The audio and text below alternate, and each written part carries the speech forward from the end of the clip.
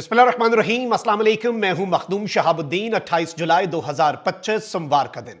नाज़रीन किराम, इस वक्त अहम तरीन डेवलपमेंट्स हैं। भारत ने ऑपरेशन सिंदूर के बाद ऑपरेशन महादेव लॉन्च कर दिया है और इस ऑपरेशन महादेव में भारत की जानिब से जो क्लेम है वो इंतहाई तशवीशनाक और इंतहाई खतरनाक है।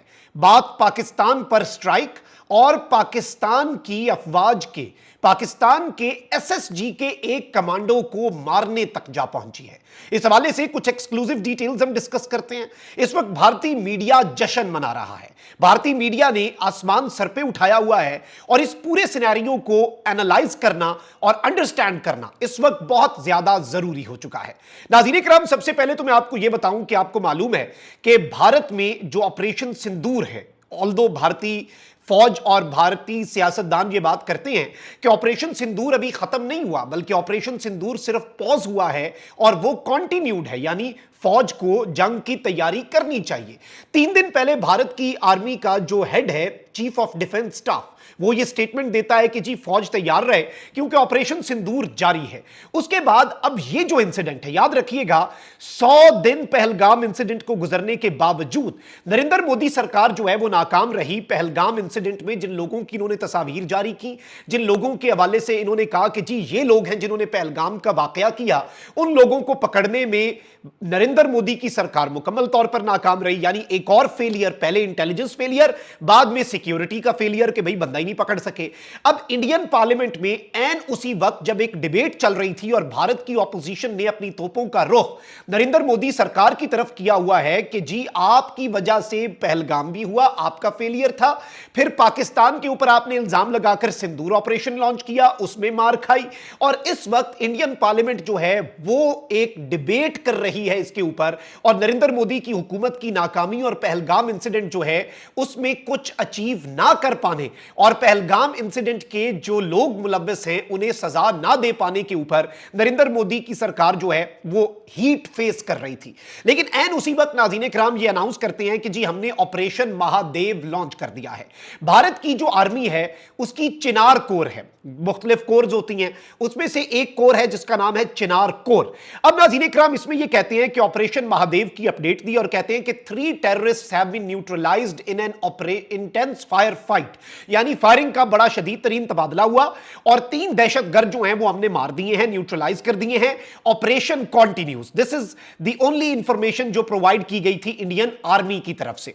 अब इंडियन मीडिया इस वक्त नाज़रीन किराम रिपोर्ट क्या करता है? सबसे पहले जो इंडिया टाइम्स है उसने रिपोर्ट किया कि ऑपरेशन महादेव लॉन्च कर दिया गया है सिक्योरिटी फोर्सेस की तरफ से श्रीनगर में और 2 से 3 दहशतगर्द जो हैं उन्हें ट्रैप कर लिया गया है और एक एनकाउंटर हुआ और यह बेसिकली श्रीनगर के करीब एक एरिया है जहां पर यह वाकया पेश आया और कहते हैं कि जी हमने ये इंटेलिजेंस की बेस पे इंटेलिजेंस की इंफॉर्मेशन जो है उसकी बेस पे ऑपरेशन किया।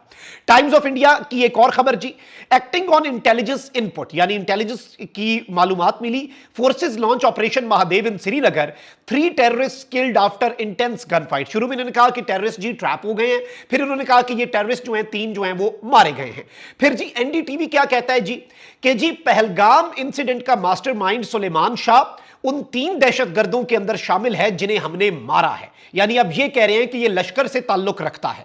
हिंदुस्तान टाइम्स कह रहा है कि 3 लश्कर terrorist killed in encounter with security forces in Jammu and Kashmir Dara जो एरिया है उसमें। अब नाज़रीन किराम ये सारे का सारा मामला क्या है? यहां तक तो बात ठीक थी, समझ आ रही है जी, चलें ठीक है, बहुत बड़ी इन्होंने कामयाबी हासिल कर ली होगी भारतीय मीडिया ने। अब एक बाबा बनारस नामी भारतीय रॉ जो है उसके साथ एसोसिएटेड अकाउंट है, वो कहता है कि जी इंडिया की आर्मी की स्पेशल फोर्सेस ने हाशिम मूसा जो है उसे मार दिया और तस्वीर इन्होंने नाम निहाद एक जारी की। कहते हैं कि यह मास्टरमाइंड था पहलगाम टेरर अटैक का और ये एक बहुत ही हाई स्टेक्स एनकाउंटर है जो हमने कर दिया है और इसका नाम जो है हाशिम मूसा का, इसकी उर्फियत जो है वो सलेमान थी और ये पाकिस्तान की आर्मी की जो स्पेशल फोर्सेस हैं उनका फॉर्मर ऑपरेटिव है। मतलब भारतीय मीडिया नो प्रूफ व्हाट्सोएवर, लेकिन ये बात कर रहे हैं। अच्छा, फिर इसके साथ ही साथ ये कहते हैं कि जी ex SSG commando of Pakistan army और ये मेन मास्टरमाइंड था इस इंसिडेंट का, इसे भी मार दिया गया है ऑपरेशन महादेव में जो कि लिदवास के अंदर हुआ है। ये कहां से क्लेम आ रहा है जी? ये आ रहा है भारतीय मीडिया की तरफ से क्लेम।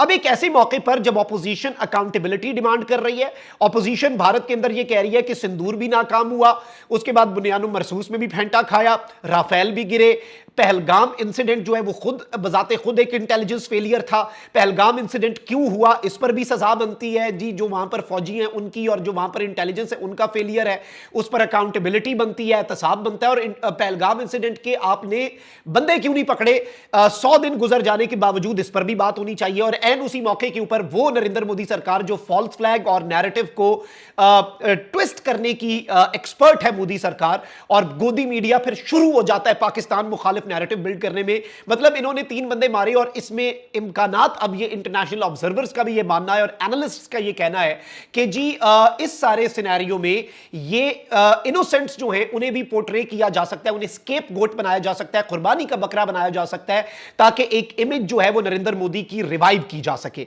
आप यहीं से अंदाजा कर ले नाज़रीन इकराम इसकी जरूरत क्यों है। कांग्रेस के लीडर हैं और इंडिया के फॉर्मर होम मिनिस्टर हैं, अभी इंडिया का होम मिनिस्टर है अमित शाह। इससे पहले कांग्रेस के दौर में जो इंडिया का होम मिनिस्टर रहा, यानी कांग्रेस का कोई नत्थू कह रहा नहीं है, ये प्रॉपर एक अच्छा लीडर है और इसे पता है कैसे चीजें चलती हैं, पी चिदंबरम। अच्छा, इसने नाज़रीन इकराम पहलगाम अटैक के हवाले से कुछ क्वेश्चंस रेज की हैं, आप यहीं से अंदाजा कर लीजिएगा। कहता है कि no evidence that Pahalgam terrorist came from Pakistan, Indian government is hiding many things, यानी कोई एविडेंस नहीं है कि पहलगाम इंसिडेंट करने वाले लोग जो हैं वो पाकिस्तान से आए। ये कौन कह रहा है? इनकी अपनी कांग्रेस कह रही है। साबका इनका होम मिनिस्टर कह रहा है कि भाई कोई एविडेंस ही नहीं है कि पाकिस्तान से बंदे आए थे और इस वक्त हमारी हुकूमत जो है ना वो बहुत कुछ छुपा रही है। अब आप चीजों को इक्वेशन में डालें, बीएलए और टीटीपी ने अपनी दहशतगर्दी की कार्रवाइयां तेज कर दी, राजस्थान के बॉर्डर पे पहले एक जंगी मशकें की, फिर दूसरी जंगी मशकें की, फिर ये ड्रोन्स की एक्सरसाइजेस पाकिस्तान के बॉर्डर पे कर रहे हैं। आज राजनाथ सिंह ने भी स्टेटमेंट दे दी है कि जी इस सारे सिनेरियो के अंदर ऑपरेशन सिंदूर जो है वो कंटिन्यू कर रहा है। और इस सब के अंदर अब एक और इंपॉर्टेंट चीज यह है कि अपनी नाकामियां जो हैं उन पर से तवज्जो हटाने के लिए मोदी सरकार जो है वो ये घिनौना खेल खेल रही है। देव गॉट नो एविडेंस कि भाई एसएसजी कमांडो, भाई पाकिस्तान से बंदा आया नहीं, इस बात का सबूत, इनके पाकिस्तान से बंदा आया इस बात का सबूत नहीं है, लेकिन इन्हें जी ख्याल आ गया कि सबका एसएसजी, मतलब मज़ाक़ खेज बात करते हैं, कोई सबूत नहीं है। और भारतीय फौज ने मकबूजा कश्मीर में एक जाली मुकाबले में फेक एनकाउंटर में 3 अफराद को मारा है। और ऑपरेशन सिंदूर की नाकामी के बाद भारत की जानिब से ऑपरेशन महादेव के नाम से एक नया ड्रामा लॉन्च कर दिया गया है। और भारतीय पार्लियामेंट में पहलगाम ऑपरेशन पर आज से बहस का आगाज होना था, उससे पहले ही इन्होंने ये वारदात डाली। और भारतीय मीडिया ने मुकाबले से पहले ही हलाक अफराद जो हैं उन्हें दहशतगर्द और पाकिस्तानी करार देना शुरू कर दिया। आप यहां से अंदाजा कर लें कि वो पहले से ही तैयार बैठा था इंडियन मीडिया। और ये ऑपरेशन महादेव क्या है, कह रहे हैं कि ये कंटिन्यूड है, ऑपरेशन सिंदूर कंटिन्यूड भी कह रहे हैं और साथ ऑपरेशन महादेव का भी कह रहे हैं। मतलब ऑपरेशन महादेव वो जो मकबूजा वादी के अंदर इन्होंने पहलगाम के बंदे मारने, और ऑपरेशन सिंदूर वो जो पाकिस्तान में स्ट्राइक्स के लिए इन्होंने इस्तेमाल करना है। और इस सब के अंदर आप ये देखें कि इंडियन ऑपोजिशन जो है उसने जैसे ही सवाल पूछना था नरेंद्र मोदी से कि भाई 6 फाइटर जेट्स जो हैं वो क्यों गिरे, पाकिस्तान ने कैसे गिराए, why are you hiding the losses जो हमारे हुए, आप शिकस्त से क्यों भाग रहे हैं, आपने सबूत क्या दिया, एंड उसी मौके के ऊपर डिबेट शुरू होने से पहले ये इस तरह की वारदात डालना और ये कार्रवाई डालना, ये इस जानिब एक बहुत क्लियर इंडिकेशन है। फिर इन्होंने तस्वीरें की पाकिस्तानी टेरर हाइड आउट्स और फॉल्स फ्लैग और ये सारी चीजें, और आप इनका टाइमिंग देख लें, मतलब इस तरह की टाइमिंग। और इन्होंने एक तस्वीर जारी की है कैंप की कि जी ये यहां पे दहशतगर्द शेल्टर लिए हुए थे, वो जो कैंप है नाज़रीन इकराम वो भी इस तरह का है कि कोई टेररिस्ट इस तरह के कैंप्स नहीं बनाता, मतलब सीधा सीधा फॉल्स फ्लैग पता लग रहा है। और एक फेक एनकाउंटर जो कि इंटरनेशनल ह्यूमन राइट्स ऑर्गेनाइजेशंस पहले ही एस्टैब्लिश कर चुकी हैं कि नरेंद्र मोदी का भारत जो है वो फॉल्स फ्लैग ऑपरेशंस भी करता है और फेक एनकाउंटर्स जो हैं वो मकबूजा वादी के अंदर as a part of human right violations India करता है। कमेंट सेक्शन में राय का इजहार जरूर करें। अपना बहुत ख्याल रखें। अल्लाह निगहबान। पाकिस्तान जिंदाबाद।